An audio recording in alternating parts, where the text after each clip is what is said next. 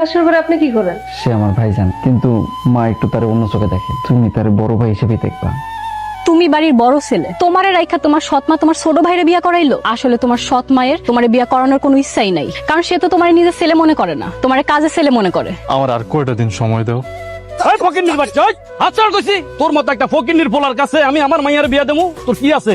তোর তো কিছুই নাই। তোর বাপের যত সম্পত্তি আছিল সব সম্পত্তি তোর বাপ মইরা যাওয়ার আগে তোর মা লেখা নিয়ে গেছে। আমার ভাই পথের ফকির না, আমার বাপের সম্পত্তি অর্ধেক আমার ভাই পেয়ে। এখন কন মিমের সাথে সবুজ বইয়ের বিয়ে দিতে আপনার আপত্তি আছে? তোমার মুখের কথা তো আমি বিশ্বাস করব না। আগে সবুজের ভাগের অংশ সবুজের নামে লেখা দাও, তারপর আমি চিন্তা করে দেখুম আমার মাইয়ার আমি সবুজের কাছে বিয়া দেবো কিনা। কিভাবে যে বলি, আমাকে হাসান চাচা আছে না, হাসান চাচার মাইয়া মিমরে আমি পছন্দ করি, মিম আমাকে পছন্দ করে। আমরা দুজনের বিয়ে করতে চাই। আমি চাই যে তুমি হাসান চাচার কাছে বিয়ের প্রস্তাবটা নিয়ে যাও। বিয়ে করবি কর, তোর বিয়ার দায়িত্ব আমি নিতে পারবো না। আর শোন, এই বাড়ি ঘর সম্পত্তি সব আমার নামে। বিয়া করলে বউ নিয়া অন্য বাড়িতে উঠবি, আমার বাড়িতে আইতে পারবি না। আমি বিয়ে করে বউ নিয়ে এই বাড়িতে থাকতে আছি, ভাইজান কেন পারবো না? ভাইজান বিয়ে করে এই বাড়িতে বউ নিয়ে থাকবো। আব্বার সম্পত্তি বাড়ি সব তুমি লিখে নিছিলা, কিন্তু এই বাড়ি সম্পত্তির উপরে ভাইজান অংশীদার আছে। তুমি যদি সম্পত্তির ভাগ ভাইজানরে না দাও, আমি এই সম্পত্তির ভাগ নেবো না। তুমি এমনি মন খারাপ করে বসে আছো, খাইবা না? চলো খাইতে চলো। খামো না, আমার মন ভালো না।